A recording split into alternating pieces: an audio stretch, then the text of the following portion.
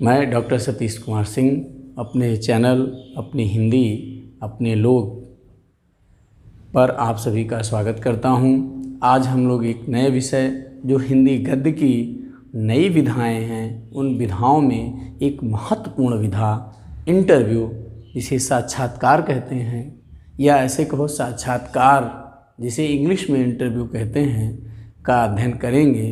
Interview सबसे पहला कौन सा माना जाए, इंटरव्यू विधा को आगे किसने बढ़ाया, आज तमाम बातों के विषय में जानकारी प्राप्त करेंगे। सबसे पहले हम ये जान लेते हैं कि इंटरव्यू शब्द के लिए, साक्षात्कार के लिए भेंट वार्ता, अंतर्गत वार्ता, परिचर्चा, एक शब्द परिचर्या भी सही बैठ सकता है, लेकिन वो थोड़ा दूसरे संदर्भ में बिल्कुल मिलता जुलता शब्द है। जैसे ये परिचर्चा है, ऐसे परिचर्या भी है कि किसी सभा में कोई विद्वान जब किसी शब्द का, किसी विषय का विवेचन करता है, वो तो शब्द परिचर्या होता है। इसलिए परिचर्चा आदि शब्द भी प्रयुक्त होते हैं। साक्षात्कार के लिए डॉक्टर नामवर सिंह जी ने संवाद शब्द को ज़्यादा उचित माना। ये बात डॉक्टर रामचंद्र तिवारी जी की पुस्तक में है। इंटरव्यू में तथ्य और कथ्य की भूमिका बड़ी महत्वपूर्ण होती है। इसमें ईमानदारी और सच्चाई दोनों होने चाहिए। इंटरव्यू में एक क्या होता है, एक इंटरव्यू देने वाला होता है और एक व्यक्ति इंटरव्यू लेने वाला होता है। जिसका इंटरव्यू लिया जाता है, यानी कि जो व्यक्ति इंटरव्यू देता है, वो व्यक्ति बड़ा ही महिमा मंडित, महत्वपूर्ण, अपने विषय में, अपने क्षेत्र में महारत हासिल किया हुआ व्यक्ति होता है। जो व्यक्ति इंटरव्यू लेता है, उसका महत्व किसी दृष्टिकोण से कम नहीं होता है। वह व्यक्ति भी आदरणीय और श्रद्धेय होता है, क्योंकि वो उन बातों को, जो बातें उनसे पूछता है, को संकलित करता है। हालांकि आजकल तो बड़ा ही इलेक्ट्रॉनिक माध्यम है, उसको रिकॉर्ड कर लेता है, बाद में घर के आके लिपिबद्ध करता है, टंकित करता है, छपवाता है। इसलिए इंटरव्यू में दोनों का महत्व बहुत ज़बरदस्त है। इंटरव्यू में मौलिक तथ्यों का उद्घाटन जो है, वो इंटरव्यू को सार्थक और प्रामाणिक बनाता है। इंटरव्यू हिंदी में दोनों प्रकार के होते हैं, एक यथार्थ भी होता है और काल्पनिक भी होता है। मैं आगे आपको बताऊंगा कि कल्पना लोक में भी हम मिल सकते हैं, किसी ऋषि से मिले, भगवान से मिले, महापुरुष से मिले, और वहाँ पर बस अंतर ये होता है कि हम जब खुद ही कल्पना में मिलते हैं तो हम स्वयं प्रश्न बनाते हैं और स्वयं ही उत्तर भी गढ़ते हैं। ये बड़ी विचित्र बात है। लेकिन इंटरव्यू काल्पनिक भी होते हैं। मैं आपको ऐसे कई इंटरव्यू आगे बताने वाला हूँ जो सिर्फ काल्पनिक हैं। और यथार्थ में क्या होता है, जैसे हमने किसी का इंटरव्यू लिया, आप यूट्यूब पे जाएंगे, इसमें जो दलित लेखक हमारे हैं उनके इतने सारे इंटरव्यू पड़े हुए हैं। एक व्यक्ति बोलता है, वो आराम से बैठे हुए सारी बातें बता रहे हैं, ये यथार्थ इंटरव्यू है। जो मुद्दा है उस पर चर्चा हो गई। इंटरव्यू विधा की ये थोड़ा सा आपको ध्यान रखना है। ये परीक्षा की जैसे प्रथम स्वतंत्र पुस्तक, पहले ये बात क्लियर हो जानी चाहिए, क्योंकि हम लोगों का उद्देश्य क्या है, हम लोगों का उद्देश्य ही है हर बात को क्लियर करना। इंटरव्यू की समाधान श्रृंखला है अपने लोगों की, तो समाधान करना ही है। प्रथम स्वतंत्र पुस्तक है ये, ऐसा नहीं कि पहला इंटरव्यू इन्होंने लिखा। इनसे पहले बहुत सारे इंटरव्यू लिखे गए, बहुत सारे इंटरव्यू छपे, मैं उसकी चर्चा भी करूंगा। लेकिन आपको प्रथम दृष्टया ये बात बता दूं कि जो इंटरव्यू छपना और इंटरव्यू की पुस्तक छपना, दोनों में अंतर है। तो ये प्रथम स्वतंत्र पुस्तक है बेनी माधव। किताबों में ज़्यादातर इतना ही लिखा मिलता है, बेनी माधव, लेकिन इनका पूरा नाम बेनी माधव शर्मा, और एक विद्वान हैं, उन्होंने इनका नाम दूसरा बताया है, मुकुंद देव शर्मा। और ये जो हैं अयोध्या सिंह उपाध्याय हरिऔध जी के प्रपौत्र हैं। इनके द्वारा लिखी गई पुस्तक का नाम जो है वो है कवि दर्शन। कवि दर्शन पहली स्वतंत्र पुस्तक मानी जाती है। अब आपको थोड़ा हम स्पष्ट कर दें कि स्वतंत्र पुस्तक क्या है। वैसे क्या होता था, किसी की किताब छपी और उसमें कहीं कोई एक इंटरव्यू भी बीच में या लास्ट में या पहले छाप दिया गया, तो वो स्वतंत्र पुस्तक नहीं हुई। यानी कि ये एक पहली ऐसी पुस्तक है जिसमें केवल इंटरव्यू रहे होंगे, तमाम विद्वानों के इंटरव्यू रहे होंगे। हिंदी में इंटरव्यू विधा को बढ़ाने का श्रेय, वे यहाँ तक उन्हें प्रवर्तक कहा जाता है, बनारसी दास चतुर्वेदी जी हैं। ये तो बड़े श्रेष्ठ पत्रकार थे, पता ही है, विशाल भारत इनका पत्र है, ये भी पता है। इस विधा को व्यवस्थित करने का श्रेय, अब देखो इंटरव्यू बात तो शुरू हो गई, हमने आपसे बात की, तमाम बातें कर ली, उन बातों को लिपिबद्ध कर दिया, लेकिन ये सिस्टमेटिक नहीं था, व्यवस्थित नहीं था। इस विधा को व्यवस्थित करने का जो श्रेय है वो आगरा से प्रकाशित एक पत्र था साधना, और जिसके संपादक थे डॉक्टर सत्येंद्र। डॉक्टर सत्येंद्र जी ने इस विधा को व्यवस्थित करने का श्रेय जाता है।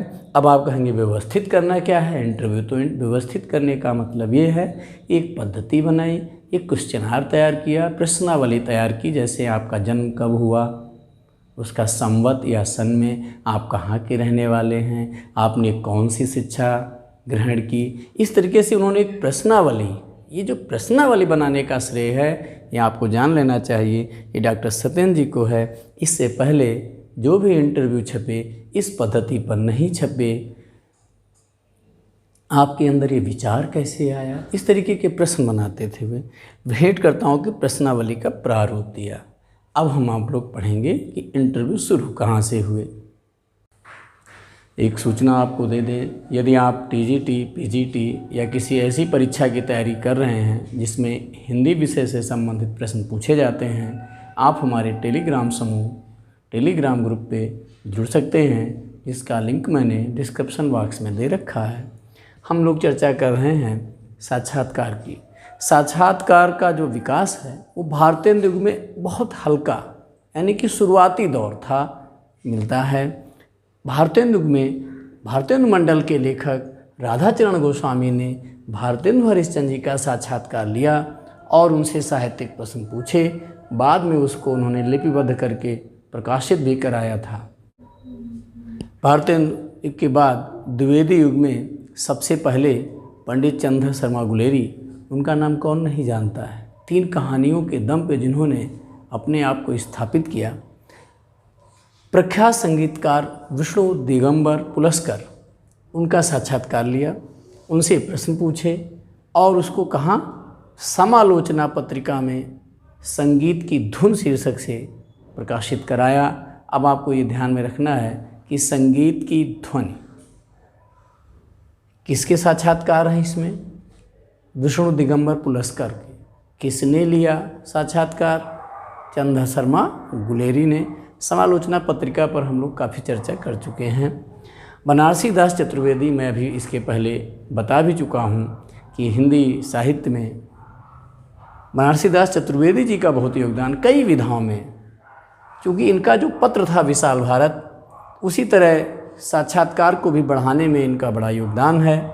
इन्होंने महाकवि रत्नाकर से बातचीत की। रत्नाकर से बातचीत विशाल भारत में 1931 में छपा और इन्हीं की दूसरी भेंटवार्ता प्रेमचंद के साथ 2 दिन विशाल भारत के जनवरी 1932 अंक में छपा। एक बात और बताएं, शिकार साहित्य के प्रवर्तक आचार्य श्री राम शर्मा, आप ध्यान में समझ में आ गया होगा। इसमें 2 बातें हो गई कि शिकार साहित्य का प्रवर्तक कौन है, आचार्य नहीं, पंडित श्री राम शर्मा। इन्होंने पत्रकारों से साक्षात्कार लिए और ये विशाल भारत में छपे। अगस्त 1933 में मुंशी प्रेमचंद ने अपने समकालीन नवोदित कहानी लेखिका उषा देवी मित्रा का इंटरव्यू पत्राचार माध्यम से लिया। यानी कि इंटरव्यू हम साक्षात तो ले ही सकते हैं, पत्राचार के माध्यम से भी ले सकते हैं। लक्ष्मी नारायण गर्दे, अब ये नाम नया है, थोड़ा ध्यान देना है। लक्ष्मी नारायण गर्दे ने हिंदी पत्र पत्रिकाओं में इंटरव्यू की आधुनिक पद्धति का सृजन किया, इसलिए इन्हें आधुनिक पद्धति का प्रवर्तक माना जाता है। सन 1938 और 1939 में प्रभाकर माचवे ने जैनेन्द्र कुमार तथा आचार्य शुक्ल के जो इंटरव्यू लिए, तो जैनेन्द्र कुमार के जो इंटरव्यू लिए वो जैनेन्द्र के विचार के नाम से छपे और आचार्य शुक्ल के वीणा अक्टूबर 1939 के अंक में प्रकाशित हुए। साधना पत्रिका की हम लोग चर्चा कर चुके हैं। डॉक्टर सत्येंद्र आगरा वाले 1941 में इन्होंने अपने साधना पत्रिका में भेंट वार्ता एक विशेषांक, विशेषांक आप समझते हैं, पूरा एक अंक जो केवल विशेष व्यक्ति पर केंद्रित हो या विशेष विधा पर, इसलिए विशेषांक, विशेष अंक। निराला का विशेषांक, महादेवी वर्मा के विशेषांक इस तरीके के रहते हैं। उसमें केवल उसी व्यक्ति के बारे में चर्चा किया जाता है, उसकी तमाम विधाओं के बारे में, तमाम रचनाओं के बारे में। तो ये भेंटवार्ता विशेषांक छपा और इस विशेषांक ने इस विधा को स्वतंत्र विधा के रूप में स्थापित करने में महत्वपूर्ण योगदान दिया। भेंटवार्ता ही नहीं, अन्य विधाओं को भी उत्कर्ष में हंस पत्र का बड़ा योगदान है। हंस पत्रिका के दिसंबर 1947 के अंक में नरोत्तम नागर ने पंडित सूर्यकांत त्रिपाठी निराला से भेंट की और उन्होंने जो भेंटवार्ता का जो शीर्षक है, अपने ही घर में सरस्वती का अपमान छापा। और इस अपने ही घर में सरस्वती के अपमान में निराला जी का रोष व्यक्त हुआ। उन्होंने कहा, इन नेताओं, राजनेताओं के समक्ष साहित्यकारों को तुच्छ समझा जाता है। इस तरीके से रोष व्यक्त किया। सर्वाधिक भेंटवार्ता के क्षेत्र में चर्चित पुस्तक पंडित पदम सिंह शर्मा, डॉक्टर पदम सिंह शर्मा कमलेश, जिनकी पुस्तक का नाम मैं इनसे मिला 1952 है। इसमें 18 भेंटवार्ताएँ संकलित हैं। नृत्यांगना रुक्मणी देवी, रामधारी सिंह दिनकर, जिन्हें अधैर्य का कवि कहा जाता है, उन्होंने उनका इंटरव्यू लिया और वो इंटरव्यू दिनकर जी की पुस्तक व्हाट पीपल में संकलित हुआ। एक देवेंद्र सत्यार्थी, जिनकी पुस्तक का नाम है कला के हस्ताक्षर, वास्तव में इसके मूल में जाएंगे तभी ये रचना साक्षात्कार प्रतीत होती है, अन्यथा ये संस्मरण और रेखाचित्र की विशेषताओं से ओतप्रोत रचना है। कैलाश कल्पित वार्ता साहित्य के बड़े ही मूर्धन विद्वान हैं और इनकी रचना साहित्यकारों के संग 1987 में प्रकाशित हुई। इनके 2 पार्ट हैं, इसके 2 पार्ट हैं, साहित्य के साथी और साहित्य साधिकाएँ। इस शब्द से ही लग रहा है कि स्त्रीलिंग केवल महिला लेखिकाओं को इसमें शामिल किया गया। इसमें महादेवी वर्मा का स्थान सर्वोच्च है। पंत, निराला और वृंदावन लाल वर्मा साहित्य के साथी शीर्षक में साक्षात्कार संकलित हैं। रणवीर रांगरा एक ऐसा प्रतिष्ठित नाम है जिस नाम को लिए बिना साक्षात्कार विधा अधूरी है। इनकी 4 पुस्तकें हैं। सृजन की मनोभूमि, साहित्यिक साक्षात्कार, भारतीय साहित्यकारों से साक्षात्कार। ये एक ऐसी पुस्तक है जिसमें तत्कालीन लगभग भारत की सभी भाषाओं में 50 साक्षात्कार पब्लिश हुए। हिंदी साहित्यकारों से साक्षात्कार। अब इन पुस्तकों में जो साक्षात्कार लिए गए, इनका शीर्षक साक्षात्कार प्रदाता के नाम से हो ये आवश्यक नहीं है। इनमें जो प्रश्न हैं, प्रश्नों की कोटि के आधार पर जो महत्वपूर्ण प्रश्न है या जो प्रधान प्रश्न है, उसके आधार पर उनका नामकरण किया गया। जैसे उदय शंकर भट्ट जी का साक्षात्कार जो छपा, उसका शीर्षक था आधुनिक नारी का द्वैत। और जैनेन्द्र कुमार के भी जो साक्षात्कार छपे, उनका नाम था पूर्णता का नाम अर्धनारीश्वर, अज्ञता में सर्वाधिक सुरक्षा है, आत्मार्पण ही आत्मोपलब्धि है। वार्तालाप के संदर्भ में डॉक्टर सुरेश सिन्हा की पुस्तक हिंदी कहानियाँ और फैशन, इस पर नई कहानी आंदोलन पर चर्चा की गई है। उपेन्द्र नाथ अश्क कहानी के इर्द गिर्द, डॉक्टर माजिदा असद मेरी मुलाकातें, करण सिंह चौहान ये संपादित है। साक्षात्कार रामविलास शर्मा से बातचीत। शरद देवड़ा 7 कथा लेखिकाएँ और कथा नायिकाएँ, एक आलोचक की नोटबुक। अमृता प्रीतम, ये थोड़ा परीक्षा की दृष्टि से इम्पोर्टेंट है। शौक सुराही, मनोहर श्याम जोशी, बातों बातों में, कमल किशोर गोयनका, अभिमन्यु अनंत, एक बातचीत, जिज्ञासाएं मेरी, समाधान बच्चन के। विष्णु प्रभाकर जी ने शरद जी से संपर्क में आए अनेक व्यक्तियों से उन्होंने घूम फिर कर भेंटवार्ताएँ लीं और जिनका उपयोग उन्होंने अपनी पुस्तक आवारा मसीहा में किया। एक और साक्षात्कार की बड़ी प्रतिष्ठित पुस्तक है क्यों और किन के बीच। इस पुस्तक में अज्ञेय की भेंट वार्ताएँ संकलित हैं और इनसे प्रश्न पूछने वालों में शरद कुमार, रमेश चंद्र शाह जैसे तमाम उच्च कोटि के मूर्धन्य विद्वान हैं।